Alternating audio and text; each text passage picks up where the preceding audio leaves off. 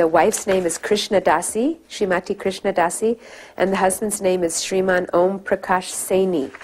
And they just happened to be very fortunate to live next door to where Srila Prabhupada stationed himself when he lived in Jhansi, when he was trying to start that temple at the Radha Memorial. So this man tells an amazing memories about how Srila Prabhupada was so enthusiastic, even when he was first just coming to Jhansi.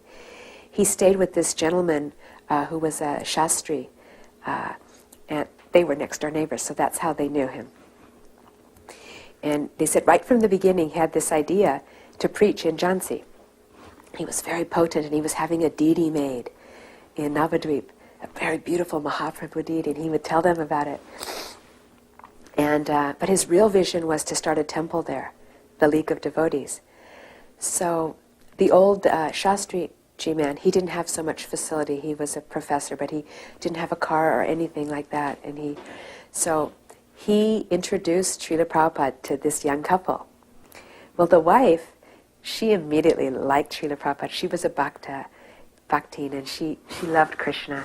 Although they both mentioned to Srila Prabhupada that actually Jhansi was not the greatest choice for him as a Krishna Bhakta, because most people were actually Ram Bhaktas. And they were Sanskrit, and they were a little not so much receptive to Chaitanya Mahaprabhu's chanting and dancing in the streets and things like that. But Srila Prabhupada didn't care. He was intent to do it. So he came there, and his roommate, the man he was living with, asked this Mr. Saini, who was just a young, newly married young man, if he would somehow or other help Srila Prabhupada by taking him around and showing him Jhansi. So he was thinking, because he was like a person who loved his city, he was thinking, oh, very nice, I know everything about Jhansi. So first he rented a Tunga, and so he was taking Prabhupada around and showing him this historical site and this nice building. But he said he noticed that Prabhupada was not at all interested in so much of that, although he was polite. But he just kept saying, well, what about that building? And what about that building? Who owns that? And who owns that? And finally, he began to realize that what Srila Prabhupada was looking for was a temple. So after that, Srila Prabhupada used to kind of request him, would you please take me again? But he said all he had was his bicycle. So Srila Prabhupada went on the back of his bicycle, and they would tool around town. And Prabhupada would make him stop at every single memorial or any kind of old temple or any kind of building that might be suitable for the League of Devotees. And Prabhupada would make him not only take him there, but he would make him research who was the proprietor, and then he would make an appointment for him, and then Prabhupada would go there and try and discuss taking this buildings.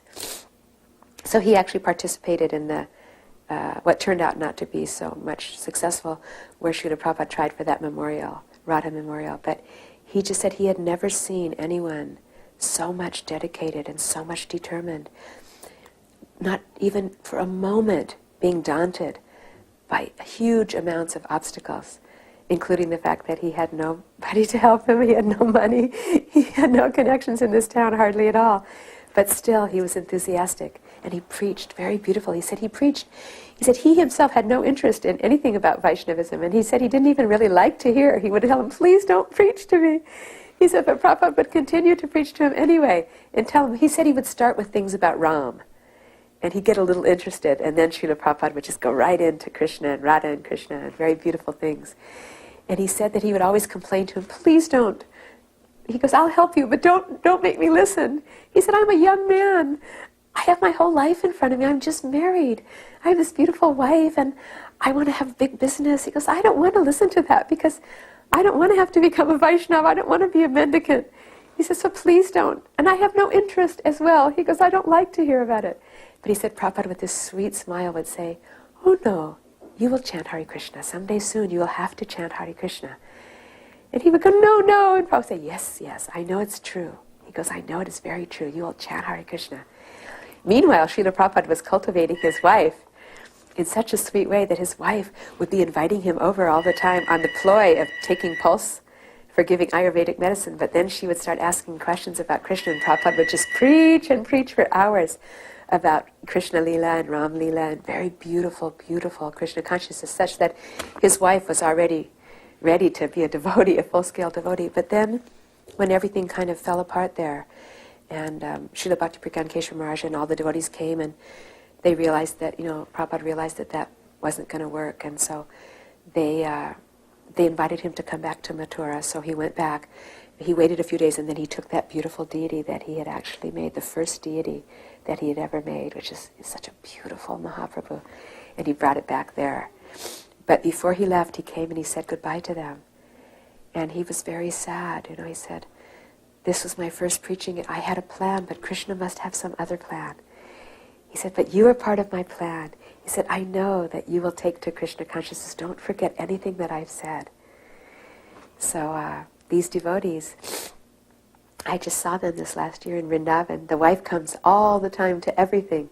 She's very enthusiastic. She dances, Brijbasi dances, and she sings, and she preaches. She's very strong. And one time at Srila Prabhupada's disappearance day, I was kind of alone in kind of a quiet place, just feeling separation from Srila Prabhupada. And I had my eyes closed, and all of a sudden I felt myself being lifted up. And she's quite a large lady, and I realized, suddenly I looked and I was on her lap, and she was holding me, and she was rubbing me, and she was saying, oh, Prabhupada, Prabhupada, and she was crying. And what finally happened is, some years later, some devotees came through, some Gaudiya Math devotees came through that town of Jhansi, and somehow or other they met her husband who brought them home, and then they just surrendered. And she said that the first thing the devotee said is, oh, you have to chant Hare Krishna. And he said as soon as he heard that, he remembered Srila Prabhupada and all his beauty and stuff. He said, we never saw him again. But he changed our whole lives 100% and completely. He said he did what nobody could do to change me into a devotee. And I owe my whole life to him. So that was very sweet. He also told how Srila Prabhupada, and I heard this from several people, how even in the heat of summer, Srila Prabhupada would go on parikrama, and he would go to Yamuna, and he would have a kirtan by himself. I don't know how he did it. He had the kartals or somehow tied to one piece with his danda, and he would go to Yamuna, and he would just have this very sweet kirtan. And a lot of times, like the little boys and different people would come and follow him. And he said sometimes, even in the middle of the hot summer, when Yamuna was mostly dried up, Srila Prabhupada would cross over the shallow part, and he would go into where the islands were, and he would stick his danda into the sand, and he would do parikrama, dancing and chanting and singing. Very, very exceedingly blissful, and many people came and joined. It became quite a popular thing in Vrindavan. Yeah, around the danda, yeah. He said he joined several times.